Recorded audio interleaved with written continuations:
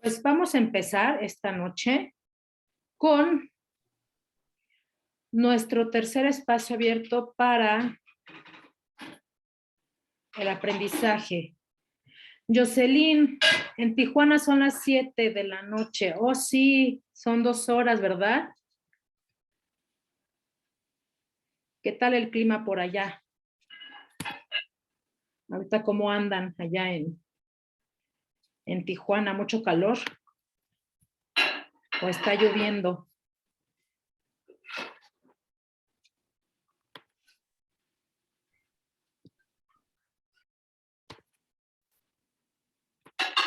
Ok, vale. Pues entonces, vamos a esperar a David. Se está incluyendo.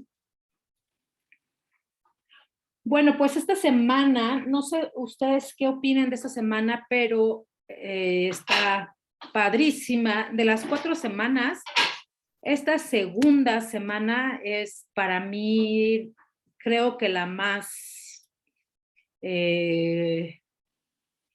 consentida, favorita, todo. Me encanta esta semana porque las lecturas están súper interesantes, pasando por la literatura indígena de México también es increíble. La última semana es divertida, sin embargo, esta semana, les repito, es maravillosa. Entonces, vamos a empezar nuestro proyecto. Recuerden que siempre voy leyendo el proyecto y les voy explicando los contenidos. No tengamos ninguna duda, ¿sale? Ok, bueno, pues el A13, Textos sin Mundos Posibles. El propósito de este proyecto es que analicen 2 textos literarios completamente y absolutamente diferentes, uno europeo y uno americano. Ajá. Pero aparte uno es del siglo XIX, que es el de Frankenstein, y uno del siglo XX, que es el del visitante. ¿Ok?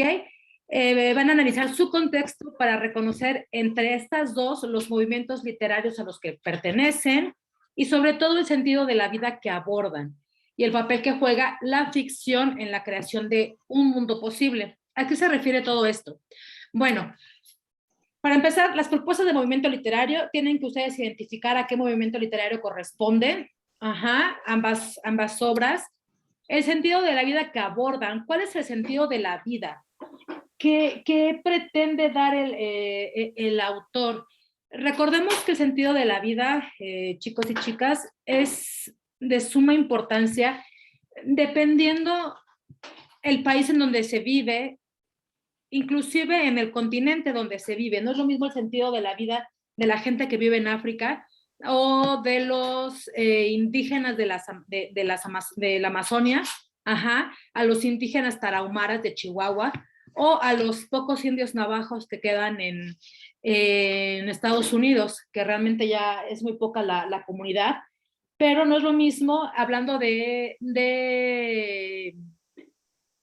contexto histórico, social de los indígenas, como tampoco va a ser lo mismo el sentido de la vida que tuvo, por ejemplo, Ana Frank, que fue un personaje real, ajá, que estaba, sabemos, enclaustrada en su casa para poder sobrevivir.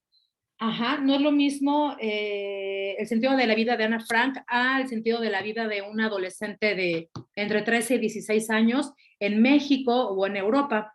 Entonces, el sentido de la vida es, depende mucho la fe, el comportamiento, la religión, el lugar donde se encuentra la persona.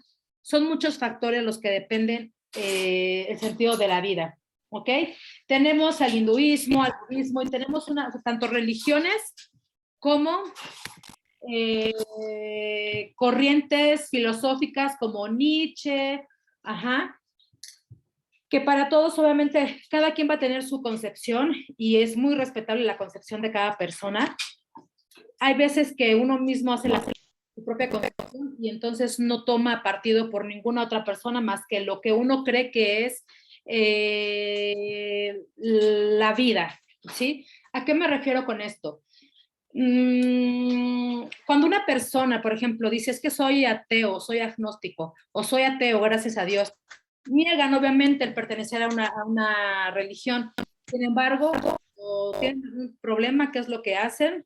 Se encomiendan a quien más confianza le tengan, ¿no?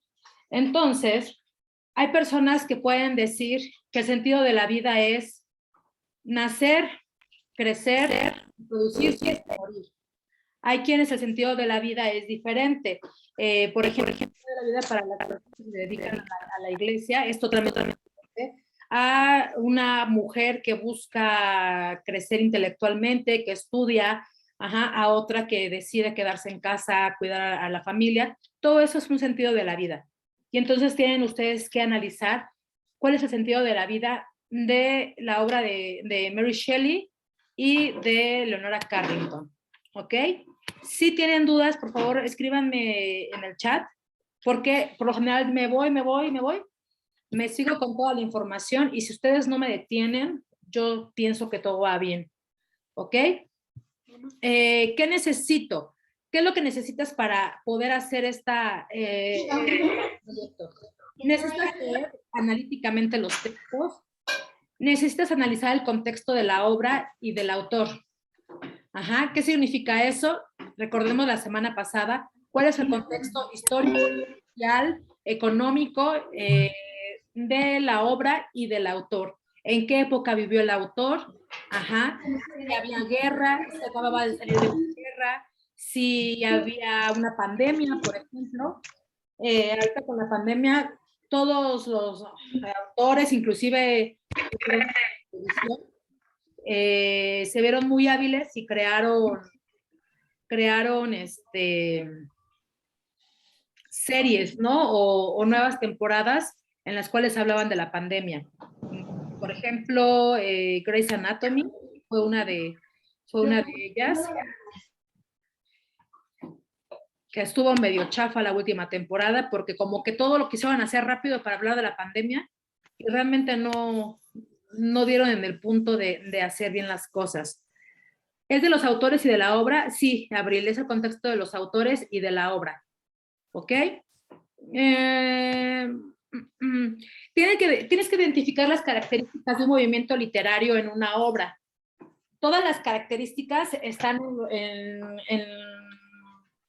en los textos que les proporciona la plataforma y yo les subí un video muy interesante que les habla desde los griegos, ajá, que prácticamente los griegos y los romanos fueron las culturas madre para literatura, para arte, para teatro, para todo. Ajá. Primero fueron los griegos, llegan los romanos, copian un poquito de los griegos, pero lo hacen a su modo. Si se dan cuenta, si ustedes hacen la comparación entre los dioses griegos, los dioses romanos y los dioses egipcios, y nos vamos con los dioses prehispánicos mexicanos, Huitzilopochtli, Quetzalcóatl, Coatlicue, todos ellos tenemos los mismos dioses todos. El dios de la lluvia, el dios de la guerra, México es Huitzilopochtli, el dios del inframundo que es Osiris en los egipcios y así todos, ¿no? Entonces, esto de la literatura empieza en Grecia y obviamente con el paso de los años se empezaron a gestar más movimientos literarios. Llegaba gente que decía, es que ¿por qué tengo que seguir hablando de esto? Pues entonces se reunían varias personas, varios literatos, varios escritores, varios pintores, porque también recordemos que hay movimientos artísticos y de vanguardia en cuanto a pintura, artes, arquitectura y todo.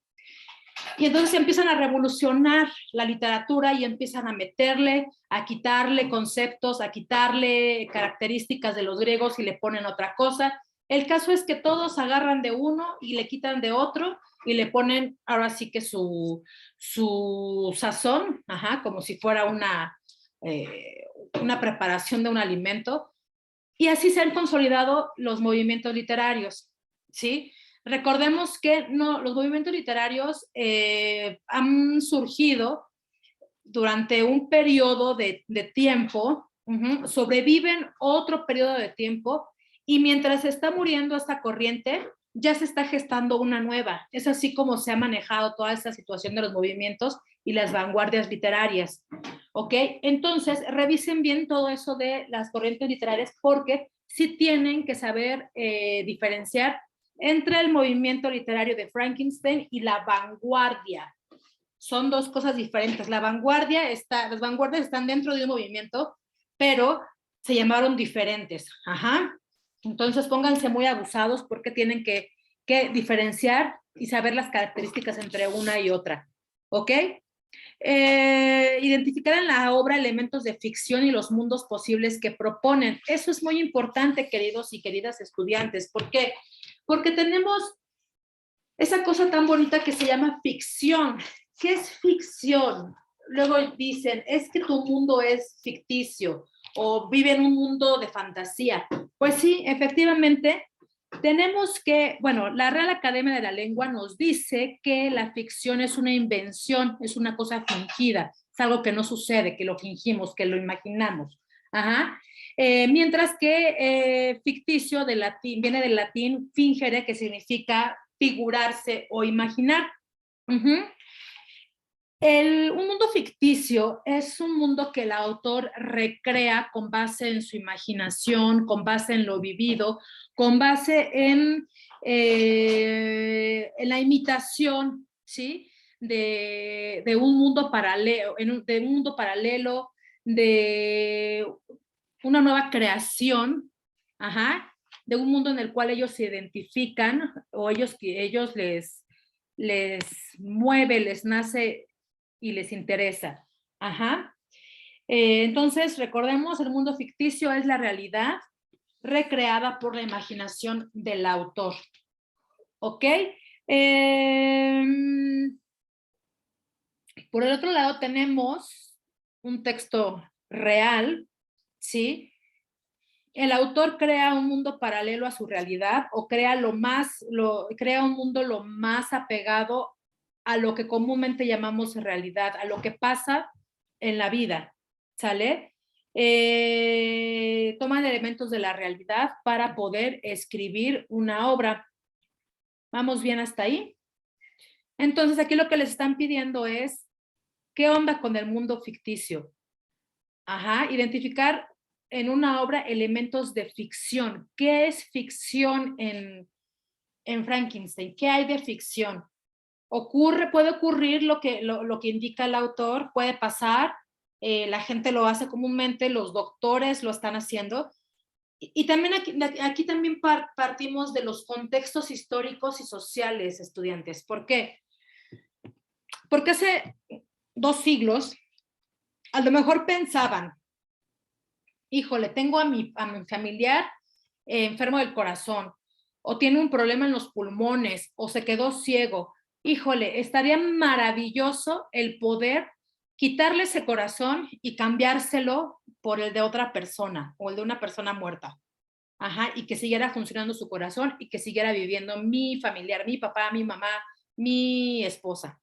Ajá. Y entonces el ser humano estuvo pensando en eso, pensando, inclusive mucha gente, los médicos, cuando empezó la medicina a desarrollarse, obviamente estaba penadísimo jugar o ver o trabajar con cuerpos muertos, porque pues obviamente siempre ha sido muy, muy sagrado el hecho de tener un cadáver. Sin embargo, de ahí surgió la medicina, de la curiosidad de ver cómo estamos hechos por dentro, la curiosidad de cómo se va formando un bebé dentro de una mujer, por qué dentro de una mujer y por qué no dentro de un hombre. Entonces, todas esas curiosidades fueron recabando toda esa información a través de la práctica, a través de la investigación. ¿Ok? Entonces, volviendo a la cuestión esta de realizar el cambio de corazón, el cambio de córneas, el cambio de alguna parte del cuerpo humano para poder regresarle la salud a nuestro familiar o a nuestro amigo, eso hace unos siglos no se podía hacer. Sin embargo, en el siglo pasado, de repente hubieron doctores que dijeron, pues vamos a intentarlo, y a base de repeticiones y de casos de éxito y de no éxito, pues tenemos lo que ahora tenemos en cuanto a los avances médicos. Ajá. Prácticamente pues, algunos tuvieron que fungir como conejillo de indias, e inclusive dicen que en la época de la Segunda Guerra Mundial, los alemanes, empresas como Bayer, Behringer, todas esas farmacéuticas alemanas que ya existían, hicieron muchas pruebas con judíos, con gitanos, y con toda la gente a la cual privaron de su libertad. Entonces, imagínense, obviamente hubo un avance médico tremendo y obviamente todas esas farmacéuticas se posicionaron en la industria. Ajá. Pero todo esto que les menciono es porque en cuanto al sentido de la vida, de poder regresar la salud a una persona haciéndole un trasplante hace unos siglos no se podía. En la época de Mary Shelley era imposible. Sin embargo, en el siglo de Leonora Carrington ya fue posible. Entonces el sentido de la vida cambia, el sentido de la vida cobra otro tinte, cobra otra forma. ¿Ok? Y los mundos posibles que proponen. ¿Qué mundo posible propone Frankenstein? Analícenlo, piensen, ¿qué está proponiendo la autora con el mundo posible de Frankenstein? ¿Qué pasaría si? ¿Qué mundo posible está proponiendo Leonora Carrington con la debutante? Realmente tú lees la debutante y te quedas al principio así como que de, a ver, espérame, ¿está hablando con una llena? Sí, entonces, ¿cuál es el mundo posible que nos está dando la autora? Aquí estamos viendo así que Frankenstein contra la debutante. Dos autoras, recuerden, diferentes siglos, diferentes continentes, diferentes contextos sociales. En cuanto al contexto del autor, Leonora Carrington era soltera, era divorciada, tuvo hijos, no tuvo hijos, si tuvo hijos, sí se le lograron o se le murieron, qué estudió, de dónde venía, porque recordemos que no era mexicana o si era mexicana, todo eso es importante en el contexto del autor. Y con Mary Shelley, ¿por qué le surge la idea de hablar de algo así? Ok, me van a decir, lo que pasa es que hizo una competencia con nosotros, con Lord Byron y con otros autores, otros literatos, estaban encerrados con unas lluvias tremendas, pues obviamente, ¿quién no se va a inspirar con esas lluvias, con esos truenos, con esos relámpagos? ¿Quién no se va a inspirar, y más siendo literatos, a escribir una obra fantástica, ¿no? Maravillosa, o sea, se te vuela el cerebro a otros mundos, a otras realidades, a otras ficciones, y escribes cosas como las que escribió Mary Shelley. Aunado a que recordemos que Mary Shelley pues tenía un gusto culposo, que era ingerir ciertos opiáceos, lo cual obviamente le botaban un poquito las ideas, ¿no? Entonces, ¿vamos bien hasta aquí? No tengo preguntas, creo que vamos bien, ¿me puedo seguir? Ok. Exactamente, Jocelyn, por sus 3 hijos que fallecieron, o sea, pobre mujer, aparte de que se embaraza súper chiquitita, le nace la cría, se le muere, ¿qué hago? Pues se va con otro cuate, ¿no? Igual, le nacen otros 2 críos y se le mueren. Entonces, todo eso, aunado a también su mamá y el papá sí la apoyaba, pero se fue muy chiquita de su casa, todo eso desata que en el autor se recreen nuevas cosas, ¿sí? Recordemos también, queridos y queridas estudiantes, que en la literatura tenemos tres cosas muy importantes. Una es el autor, la otra es el texto o la obra, y el tercero, muy importante, es el lector. Los 3 son sumamente importantes. No podemos tener el uno sin el otro. Los 3 tienen que cohabitar, coexistir, vivir, todo, todo. ¿Por qué? Porque si no hay autor que escriba la obra, pues los lectores lo tenemos que leer. Si el texto no funciona, no es bueno, o no tenemos texto, aunque haya autor, cuando el autor no se puede inspirar, que se le seca el cerebro y tiene esas lagunas mentales y sufren porque no sé, no puedo escribir, no tenemos obra, y entonces el lector tampoco tiene.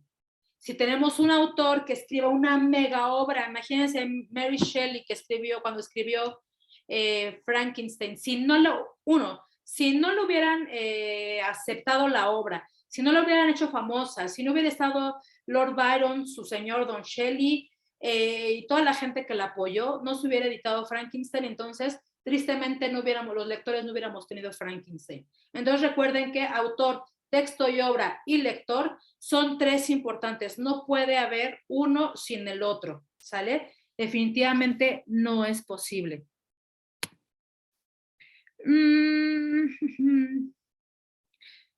Ok. ¿Qué van a entregar? Van a entregar una presentación en la que por medio de imágenes y frases representen el análisis de obras literarias. Tengan mucho cuidado de qué imágenes agregan.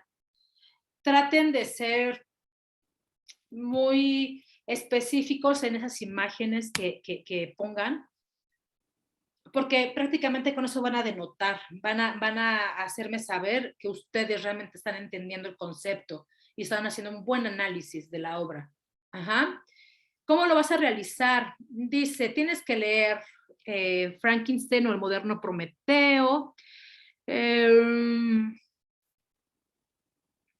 Solamente les piden el capítulo 4 o 5 y nada más. Si quieren leerlo todo, está bien. De todos modos, también les dejé el audiolibro por si quieren aventárselo todo. Está muy bueno, aunque dice Stephen King, porque hizo un prefacio, hizo unas notas para una edición de Frankenstein, que esta es una obra que si un chamaco de 12, 13 años la agarra, es muy difícil que la termine porque lamentablemente la industria cinematográfica y todo ha dado una falsa expectativa del texto, incluyendo el Frankenstein que vemos en Halloween, ¿no? Que ni siquiera es Frankenstein, porque recordemos que Frankenstein es el que crea al monstruo. Ajá, Frankenstein es el apellido de Víctor. Entonces, la industria cinematográfica ha hecho todo un revoltijo de cosas, han hecho varias películas en el transcurso de los años, entonces cuando la gente las ve dice, ay, está bonito, y cuando lo leen, dice Stephen King que no les atrae mucho, que la mitad de la gente que lee Frankenstein completo, el libro completo, no lo terminan de leer. ¿Por qué? ¿Quién sabe? Pero está muy interesante, de verdad está muy, muy, muy bueno el libro. Seguimos, entonces, tienes que anotar en una hoja las primeras impresiones. Eso es muy importante que hagan. Sigan las indicaciones al pie de la letra, por algo les están dando las indicaciones.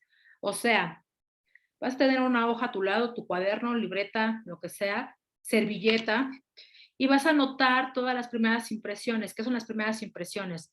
Las emociones, los sentimientos o pensamientos que te evocó la lectura, o sea, que te dejó, que te dio.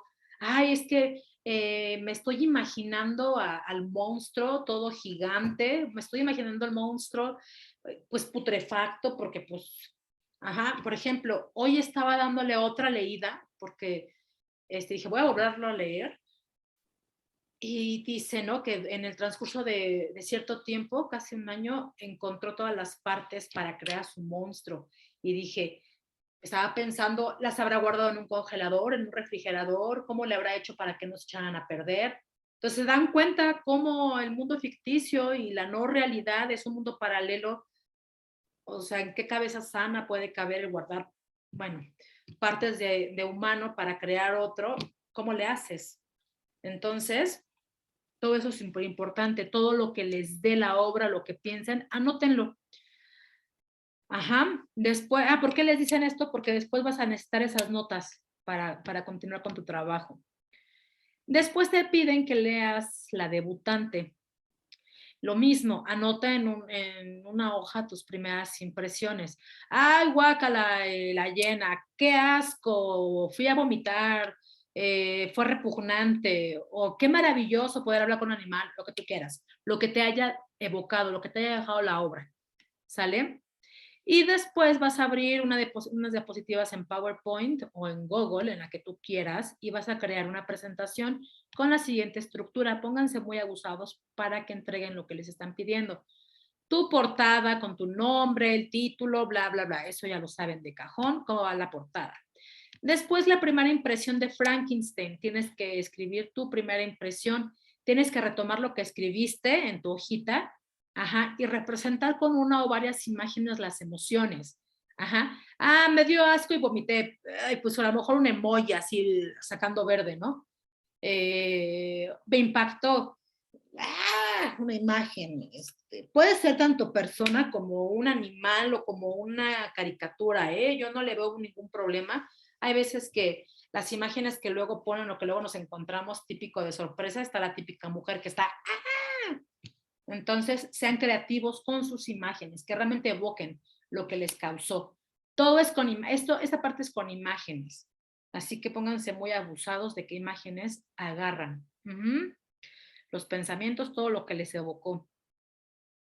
Acompaña, bueno, en primera instancia. Ahora sí que ya tienes las imágenes, acompaña tus imágenes con una breve descripción. Recuerden, no más de 50 palabras, no 51, no 55, hasta 50 palabras nada más.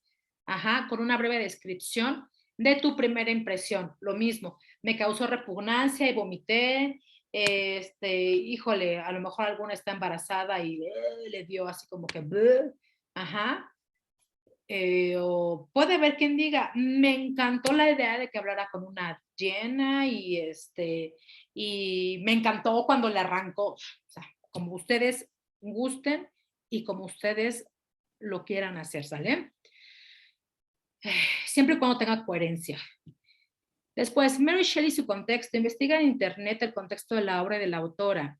Cómo, cuándo, dónde fue escrita, cómo era la sociedad europea, específicamente la inglesa, la suiza y la alemana.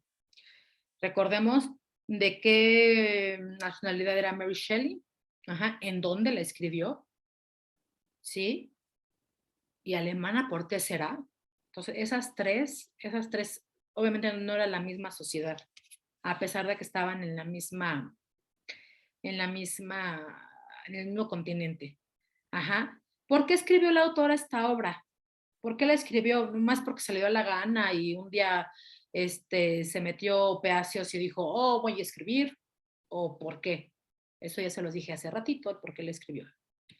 Y aparte en todos lados dice por qué la escribió. Es súper interesante y súper padre por qué lo escribió.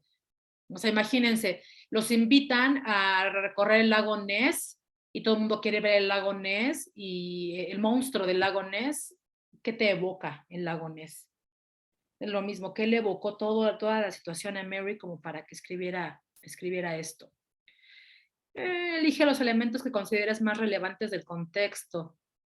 Esto es muy importante, elige los elementos que consideres más relevantes del contexto para el análisis del texto y represéntalos en la diapositiva. Emplea audio o texto, no más de 50 palabras. Usa tu creatividad. Ajá. Si no tenemos dudas. Ahorita esta cosa nos va a cortar. Yo me quedé con la duda, ¿de dónde quedó el monstruo? Ok, David, sí, ¿en dónde quedó el monstruo? No los voy a spoilear. Tampoco a ti, Jocelyn, así que léanlo el fin de semana. Sí pueden poner diapositivas, Abril, pero siempre y cuando cumplas con lo que te están pidiendo de las indicaciones, ¿sale? Luego, si se ponen a leer Frankenstein, ahora que están los aironazos y que está lloviendo tremendamente, uy, se van a sentir ahí en el castillo con Mary Shelley leyendo al lado de ella. Ok, después Frankenstein.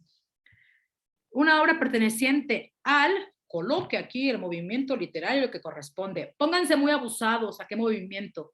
Ajá, identifica el movimiento, selecciona un máximo de 2 frases que representen las características de dicho movimiento. Acompaña tus frases con imágenes que las ilustres. Pónganse muy abusados porque ahí caen en la trampa muchos. Dice, identifica qué movimiento corresponde la obra, y selecciona un máximo de 2 frases que representen las características de dicho movimiento. Ajá. Si yo les digo ahorita las características del movimiento, se la van a saber y ya no van a investigar. Pero, ¿cómo se dan cuenta ustedes qué movimiento es uno y qué vanguardia es otro? Porque recuerden, ahí sí les estoy soplando, uno es movimiento y otro es vanguardia. Hagan la diferenciación. Porque luego ponen, son del movimiento fulano de tal, y los dos no son del mismo movimiento. Después, Frankenstein y el sentido de la vida. Con base en lo que leíste, reflexiona, ¿cuál es el sentido de la vida para Víctor Frankenstein? O sea, ¿para qué quiere vivir? Ajá, ¿cuál es su motivo? Ese sería el sentido de vida. ¿Cuál es tu motivo de vida? Ah, sí, pues vivo por vivir, como dice la canción de Juan Gabriel. Pónganse también muy abusados con esos.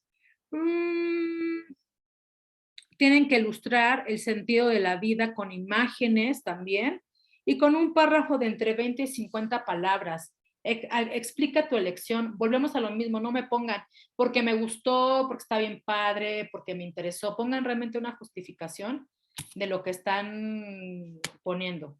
¿Sale? Y les iba a comentar, ahorita nos va a cortar esta cosa en 6 minutos con 30 segundos aproximadamente.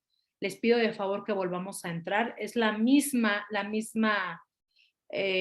contraseña, todo es lo mismo. Es una sesión recurrente, entonces entren con la misma, por favor, para poder continuar con nuestro espacio, ¿sale?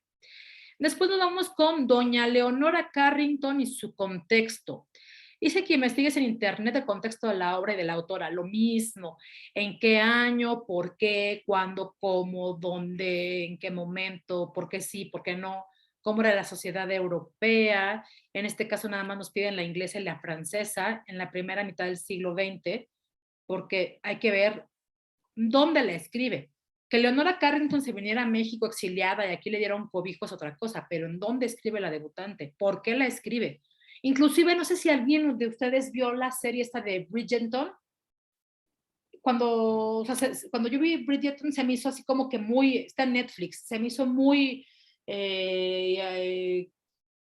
muy parecido, ¿no? La debutante de Leonora Carrington con las debutantes, las chicas que estaban en edad casadera y entonces las llevaban a las fiestas de debutantes para presentarlas en sociedad y consiguieran un don, ¿sale? Un señor. Lo mismo, ¿por qué crees que escribió la autora esta obra? Nomás porque se le dio la gana o porque se sentía así, según el contexto. ¿Qué clase social tenía Leonora Carrington? ¿En dónde vivía? ¿Por qué vivía? ¿Quiénes fueron sus padres? ¿Qué tipo de educación tenía? ¿Qué tiene que ver la vida de Leonora Carrington con la obra que escribe de la debutante? Es sumamente interesante. ¿En algún momento Leonora Carrington habrá pensado en hacer eso? ¿O igual se le botó la pepita y dijo, hoy me estoy imaginando hablar con una hiena? ¿Y por qué una hiena? O sea, ¿qué tiene que ver? ¿Por qué no habla con la jirafa? ¿O por qué no habla con un simio, con un mono? ¿O por qué no habla con el elefante? ¿Por qué habla con la hiena? ¿Qué características tienen las hienas de particular, tanto físicas como no podemos hablar de emociones, ni de psicológicas, ni de intelecto, porque pues, se supone que los animales no lo poseen. Pero si nos vamos al hecho de la fábula, ¿se acuerdan? Que nos hace ver mediante una moraleja y mediante animales, nos hace ver la realidad o nos hace ver, nos da una enseñanza por medio de animales. Aquí la hiena, ¿por qué la hiena? Ajá. Luego, la debutante, una obra perteneciente al, coloca el movimiento literario que corresponde, identifica, selecciona un máximo de 2 frases que representen las características de dicho movimiento. Por ejemplo, súper famoso, ¿no? Hombres necios que acusáis a la mujer sin razón, sin saber que sois la ocasión de lo. ¿Ah? Ya sabemos que pertenece a Sor Juana. Aquí en este caso, ¿de qué manera puedes tú interpretar por medio de 2 frases el movimiento? Luego, La ficción y los mundos posibles. Ambas obras tienen elementos ficticios y plantean mundos posibles. Diferentes, pero plantean un mundo posible. Ajá, posibles, porque, bueno, ya sabemos por qué, ¿no? Identifícalos y represéntalos con una o varias imágenes en una diapositiva.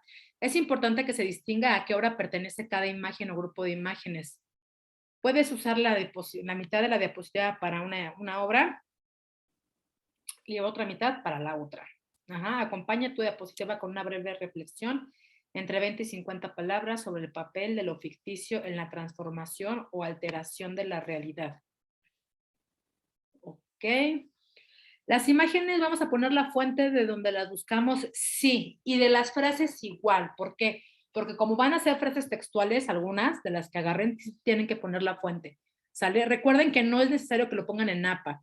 Hay un manual para que ustedes citen, está en la página, está, no me acuerdo en qué parte está, pero se los busco y se los subo a las novedades, donde les pongo todas las instrucciones y todos los avisos, ¿ok? Pero tienen que poner todas las fuentes.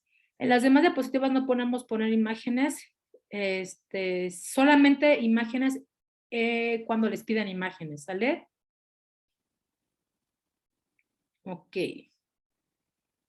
Bueno, voy a cortar para que no se me corte la idea de lo que voy a seguir diciendo.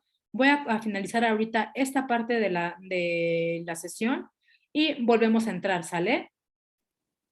Yo en la semana pregunté acerca de eso para citar, pero no lo encontré. Sí, David, me preguntaste. Estoy en eso. Déjame lo anoto para que no se me olvide. ¿Cómo citar? Y es que lo había encontrado, pero se me actualizó la computadora y lo perdí. Ahorita lo vuelvo a buscar. El de cómo citar ya. David, si se me llega a olvidar de mañana como a las 3, 4 de la tarde, avísame, por favor, mándame un mensaje con bomba molotov, un mensaje terrorista, dime, asesora o Nayeli, oye, ¿sabes qué? No me has mandado lo que te pedí de las citas, por favor, échame la mano y entonces yo me acuerdo, ¿sale? Pero acá lo tengo como punto importante. Ok, voy a finalizar porque queda menos de un minuto y si no esto me va a cortar. Nos volvemos a ver en unos minutillos, segundos. ¿Sale? Nos vemos ahorita. Bye.